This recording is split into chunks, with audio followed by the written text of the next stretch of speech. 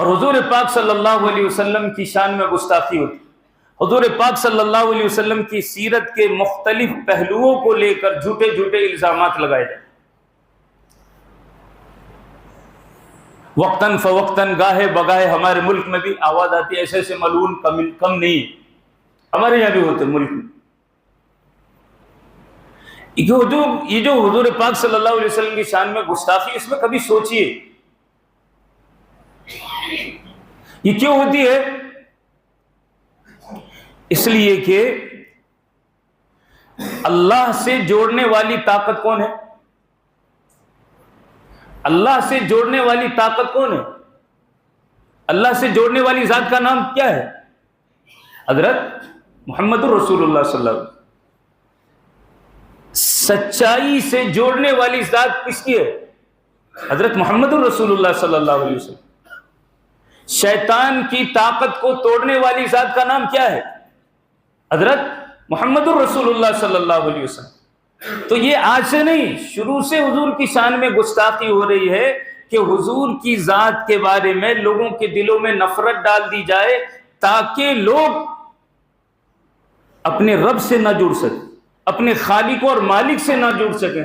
جب حضور پاک صلی اللہ علیہ وسلم کی تئیں ان کے دلوں میں نفرت ہو جائے گی تو وہ راہ راست تک پہنچنے کا راستہ کیا ہو جائے گا؟ ختم ہو جائے گا۔ اور وہ راستہ کون سا ہے؟ حضرت محمد رسول اللہ صلی اللہ علیہ وسلم۔ اس لیے اللہ تعالیٰ نے فرمایا کہ لوگوں، تمہیں اگر یہ سمجھنا ہے کہ جو دین ہم نے حضرت محمد رسول اللہ صلی اللہ علیہ وسلم کو دیا ہے، اس دین کی حقانیت کو سمجھنا ہے کہ یہ دین اللہ کی طرف سے ہے اور یہ دین حق ہے اور سچ ہے، اس کی نشانی کیا ہے؟ جو دین اللہ تعالیٰ نے حضرت محمد صلی اللہ علیہ وسلم کو دیا ہے، اس دین کے حق ہونے کی نشانی کیا ہے؟ تو اللہ تعالیٰ نے فرمایا لَقَدْ لَبِثْتُ فِيكُمْ عُمُرًا مِّن قَبْلِ، اے محمد صلی اللہ علیہ وسلم آپ ان سے کہہ دیجئے کہ لوگوں، میں جو دین لے کر آیا ہوں اس دین کے سچ اور حق ہونے کی نشانی یہ ہے کہ میں تمہارے درمیان 40 سال سے رہ رہا ہوں۔ میری زندگی جو ہے، میری زندگی یہ نشانی ہے دین کے حق ہونے کی۔ تم مجھے جھوٹے کہہ رہے ہو، تم میری ذات پر داغ دھبے لگا رہے ہو، میں نے تمہارے درمیان اپنی زندگی کا اکثر حصہ گزار دی، یہ اس دین کے حق ہونے کی نشانی۔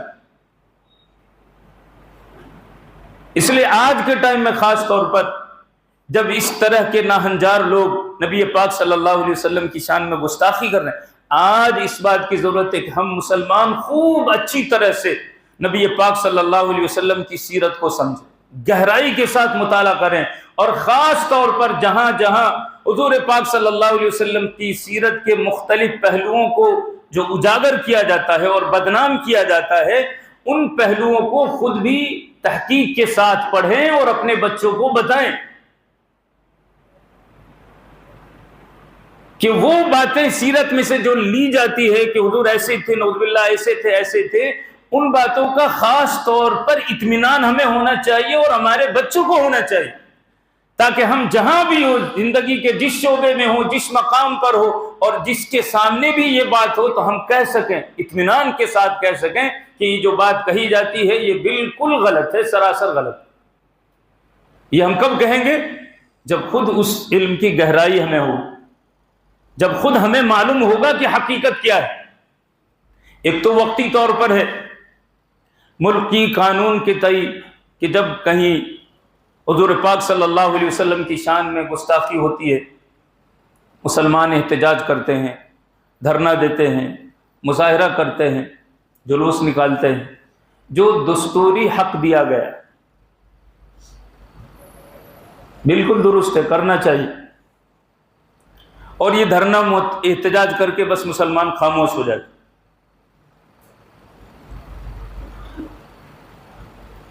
حضور پاک صلی اللہ علیہ وسلم کے زمانے میں بھی یہ گستاخیاں ہوئی، مکے میں بھی گستاخیاں ہوئی اور برسر عام گستاخیاں ہوئی حضور کی شان میں، برسر عام مشرکوں کا غلبہ تھا، وہاں مشرکوں کا غلبہ تھا، برسر عام آپ کے سامنے گستاخی ہوتی تھی۔ حضور پاک صلی اللہ علیہ وسلم نے وہاں یہ نہیں کبھی فرمایا چلو مسلمان تم جلوس سے نکالو، دھرنا دو، ان کو مارو، نہیں۔ وہاں تو قرآن کی آیت نازل ہوتی ہے وَإِنَّكَ لَعَلَىٰ خُلُقٍ عَظِيمٍ، اے گستاخیاں کرنے والے سنو سمجھو، جن کی گستاخی کر رہے ہو وہ کس پائے کے انسان ہیں، ان جیسا اخلاق کسی کے ہیں، ان جیسی سچائی کسی کی زندگی میں ہے؟ اور جب مکہ سے اب ہجرت کر کے مدینہ آ گئے، اور جب مدینے میں مسلمانوں کو مضبوطی حاصل ہوئی، دین مضبوط ہو گیا، لوگوں کو، بہت سے لوگوں کو دین کی سمجھ ہو گئی، تو وہاں جنہوں نے گستاخی کی ان کے ساتھ دوسرا معاملہ تھا۔ یہ تو ہم مظاہرہ کرتے ہیں، ایک عارضی طور پر دھرنا دیا، میمورنڈم دیا، ٹھیک ہے، کسی حد تک کر لیے، لیکن کیا بس یہی ہونا چاہیے؟ سوال یہ ہے کہ مسلمانوں کی کتنی تنظیمیں ہیں، مسلمانوں کی کتنی تنظیمیں ہیں، مسلمانوں کے کتنے افراد ہیں، اور مسلمانوں کی کتنے سرمایہ ہیں جو صرف اور صرف اس کام پر خرچ ہو رہے ہیں کہ جہاں بھی جو بھی نبی پاک صلی اللہ علیہ وسلم کی شان کی میں گستاخی کرے گا، ہم ان گستاخی کرنے والوں تک سچائی پہنچائیں گے۔ جہاں جہاں بھی گستاخی ہو رہی ہے ہم ان تک سچائی پہنچائیں گے۔ کتنا سرمایہ مسلمانوں کا اس پر لگ رہا ہے، منظم ہو کر صرف اسی کام کے لیے۔ وہ تو بدگمان ہے، بدگمانی ہے ان کی، وہ حضور کو نہیں جانتے، حضور کا مقام نہیں جانتے، اس لیے حضور کی شان میں گستاخیاں کر رہے۔ ہم میں سے کتنے افراد ہیں جو اس سچائی کو ان تک پہنچانے کی فکر کر رہے ہیں، جو کرنے کے کام ہیں۔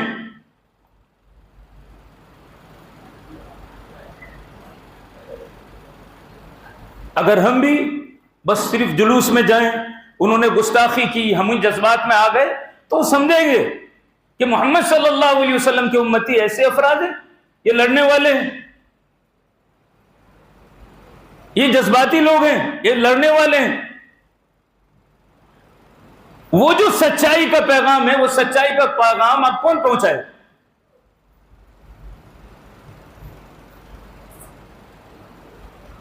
اس لیے ہماری یہ ذمہ داری بہت بڑی، ہماری ذمہ داری۔ آج ہم خود نبی پاک صلی اللہ علیہ وسلم کی سیرت سے ناشنا ہیں۔ وہ جن پہلوؤں کو اجاگر کرتے، وہ لوگ جن پہلوؤں کو اجاگر کرتے ہیں، ان پہلوؤں کا علم ہم بہت سے مسلمانوں کو نہیں، ہمیں خود وہ سیرت کا حصہ معلوم نہیں ہے، تو ہم کیا لوگوں کو جواب دیں، کیا لوگوں کو ہم بتائیں؟ اس لیے آج کے اس دور پرفتن کے اندر جہاں بہت سارے فتنے ہیں، ان فتنوں میں سے یہ 2-3 فتنے نمایاں ہیں۔ اللہ تعالی ہر ایک فتنے سے، ہر فتنہ سے پوری امت کی حفاظت فرمائے، اور اللہ تعالی ہمیں نبی پاک صلی اللہ علیہ وسلم کی سیرت کی روشنی میں زندگی گزارنے کی توفیق عطا فرمائے۔ وما توفیق الا باللہ العلی العظیم۔